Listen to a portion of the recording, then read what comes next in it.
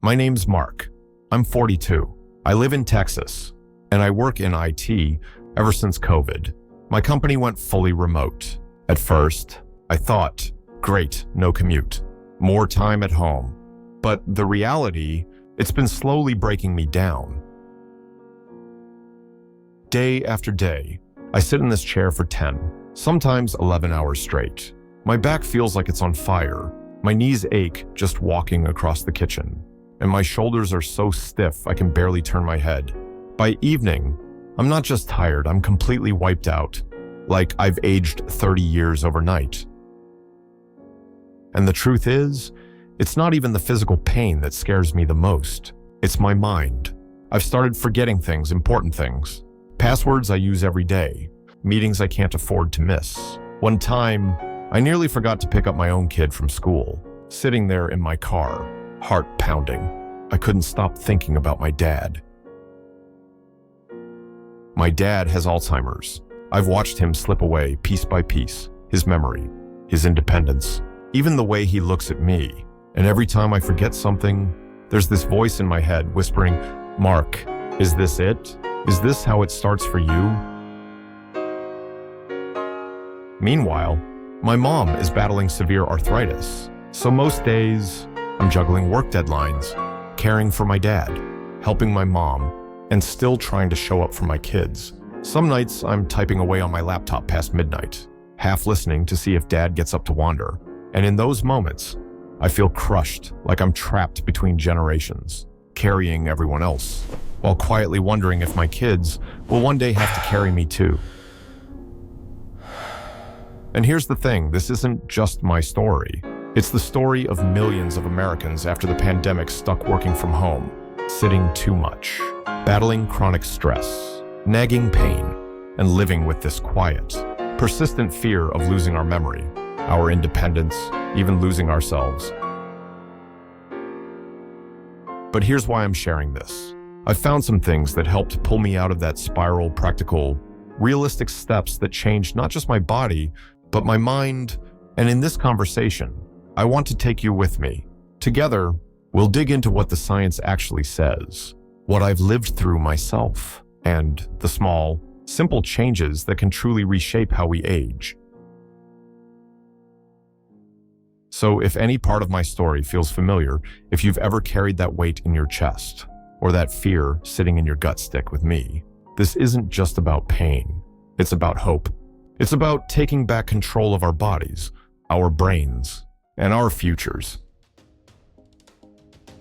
And if you hear something here that speaks to you, I'd love for you to support this journey by subscribing to The Truth MD. That's how we keep learning, growing, and fighting for our health together. There was this one day that broke me. I had a Zoom meeting that went on for 6 hours straight. 6 hours of sitting in the same damn chair, nodding at a screen while my body went numb. When it finally ended, I tried to stand up, just stand up, and it felt like lightning shot through my lower back. My legs buckled. My feet were tingling so bad I couldn't feel the floor. For a split second, I thought, oh my God, am I paralyzed? I grabbed the edge of my desk, like it was the only thing keeping me upright. That night, I lay in bed wide awake, the pain clawing at my spine. Every time I shifted, it was like grinding metal. I remember staring at the ceiling in the dark, my heart racing, whispering to myself, "You're only 42. Mark, how the hell are you falling apart already?" I couldn't take it. I booked an MRI, sitting in that cold machine, every thud and bang echoing in my chest. I kept thinking, please, please don't let it be something permanent. When the doctor said, "It's just mild degeneration, pretty normal for your age. Just be careful," I nodded. But inside, I was crushed. That one word, degeneration, hit me like a death sentence. From then on, I was terrified to move. I stopped exercising. I sat more. I laid down more, trying to protect myself, but instead, I sank deeper. My muscles stiffened. My energy drained. The pain grew louder. It was like being trapped in my own body, watching it betray me piece by piece. And the scariest part, every time the pain spiked, every time I forgot something small, this voice in my head got louder. Is this how it begins, Mark? Is this the start of the same road your dad went down? That fear wasn't just in my back. It lived in my chest, my gut, my mind.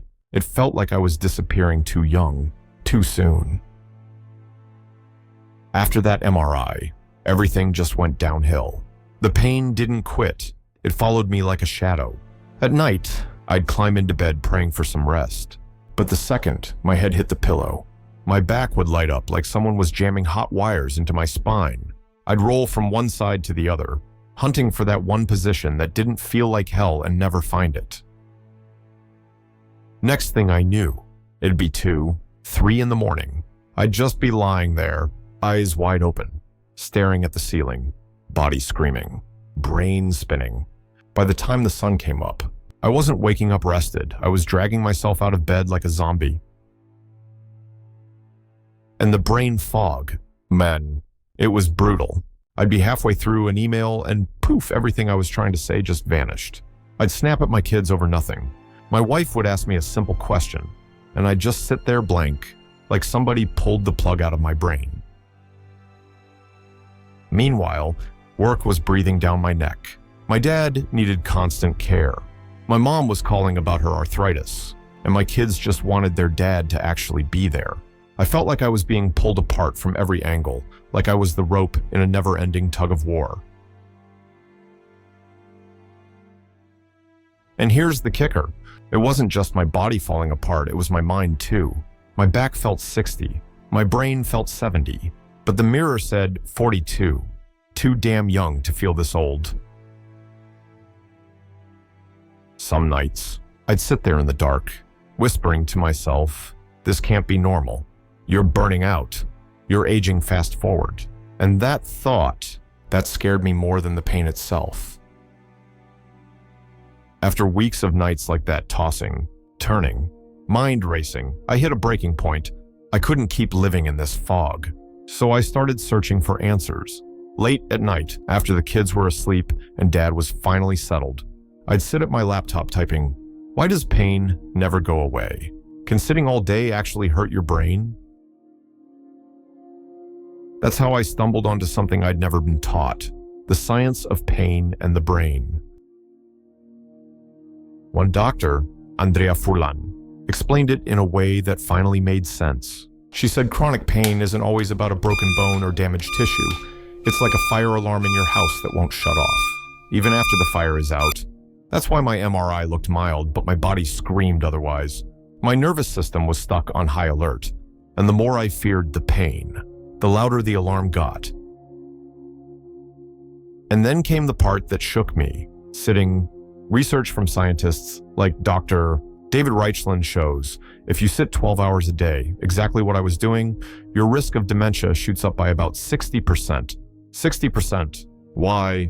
Because when you sit still for hours, blood flow slows, oxygen delivery drops, and your brain misses out on the signals it needs to stay sharp.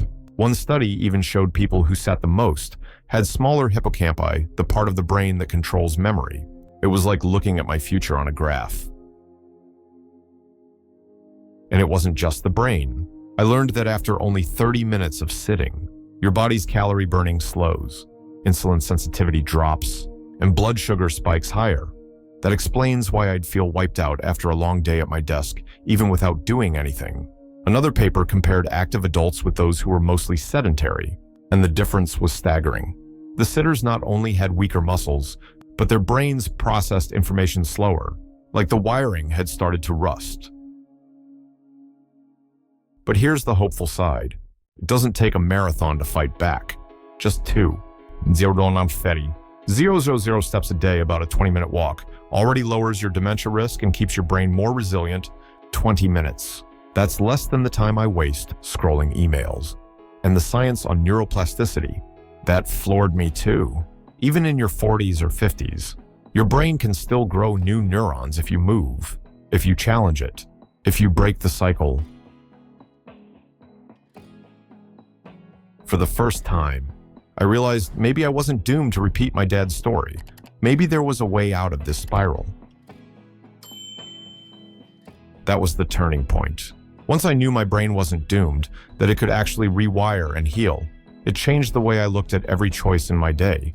And the first thing I learned, you don't need a gym membership or a 2-hour workout. You just need what some scientists call exercise snacks. Think about it. Every 30 minutes, instead of sitting there letting my spine lock up, I'd stand, stretch, maybe walk to the kitchen and back. 2 minutes up and down the stairs. That little burst is like hitting the reset button on my nervous system. Can you do that in your house? Of course. We all have a hallway, a step, something. It's like feeding your brain tiny spoonfuls of oxygen and movement all day long. But movement alone wasn't enough. My head was still noisy stress, worry, fear. That's when I tried something called the VU breath. You inhale gently, then exhale with a long, low VU, like the sound of a ship's horn.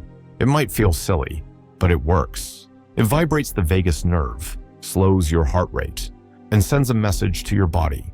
You're safe. And instead of journaling with pen and paper, I found something that fit my work life better. I'd open the Notes app on my phone or laptop and just dump everything into a list. When even typing felt like too much, I'd hit record on the voice memo app, just talk it out for a minute or two, and it was wild. What felt like chaos in my head started to shrink once I could see it on a screen or hear it outside my own mind. It was like debugging my brain turning messy, endless loops of thought into clean, manageable lines.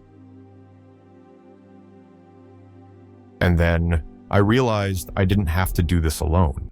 One evening, instead of zoning out on the couch, I asked my daughter, "Hey, want to take a walk with me? Just 20 minutes around the block." She talked about school. I listened. We laughed.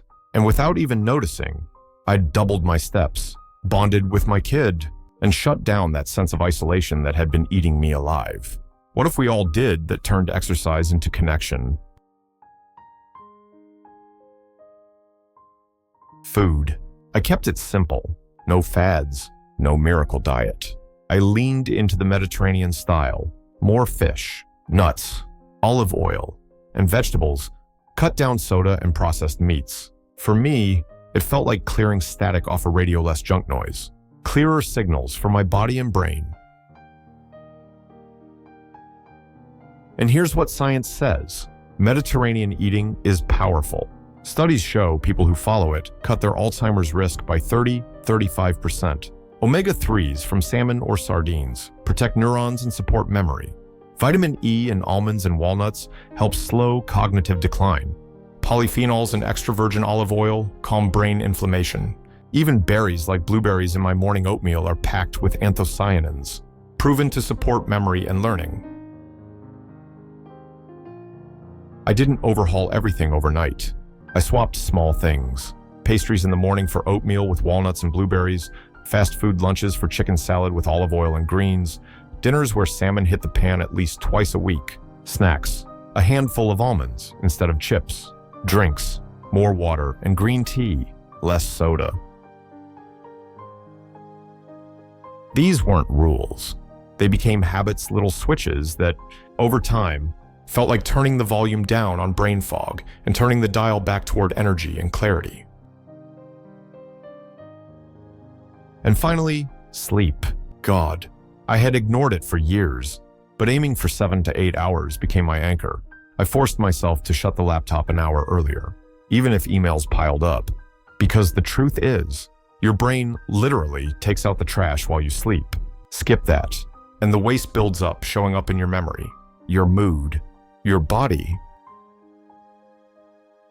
So here's the question. What if you just started with one stair climb, one note in your phone, one evening walk, one swap at lunch? What could shift in your body, in your brain, if you gave yourself permission to start small? Honestly, when I first started, it felt almost ridiculous. 2 minutes on the stairs, breathing like a foghorn, swapping chips for almonds. Come on, none of it felt big enough to matter. But day after day, those tiny things stacked up, And somewhere along the way, I changed. 6 months later, I barely recognized myself. Yeah, I dropped about 12 pounds, but it wasn't just the scale. My back wasn't screaming at me every time I stood up. My brain wasn't stuck in that constant fog. And for the first time in years, I was actually sleeping through the night. Not perfectly, but enough to feel human again. The biggest shift, it showed up at home. One night, I was helping my daughter with her homework, and I realized I was really there. Not half-checking emails, not zoning out, not forgetting what she said 5 minutes ago. I remembered a story she told me the night before, and when I brought it up, she just lit up. That look on her face, man, I hadn't seen that in a long time. Even with my dad, things feel different. Before, I was running on fumes, dragging myself through caretaking. Now, when I walk him around the block, I'm not just the exhausted son, I'm calmer, more patient, more steady. My mom noticed it too. She said, "Mark, you just seem lighter." And she wasn't talking about my weight. She meant the heaviness in my eyes was gone. It shows up in all these little ways. I can bend down and tie my shoes without wincing. I can get through a Zoom call without shifting in my chair every 5 minutes. I remember things like last week, when I jumped in with the Netflix password before my son even typed it in. He laughed and said, "Dad, you're faster than the Wi-Fi." It was silly, but to me, it was proof.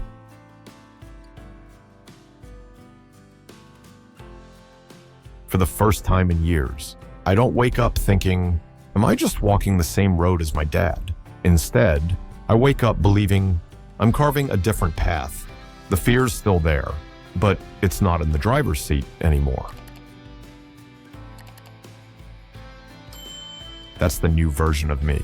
Not the guy trapped by pain and dread, but a man who's clear-headed, present, and actually enjoying life again. And if I can claw my way back from that place, maybe you can too. Here's the truth. We don't have to wait until we're 70 to worry about losing our memory or our independence. That decline can start creeping in during our 40s and 50s. But here's the good news. That's also the window where we still have the power to change the story.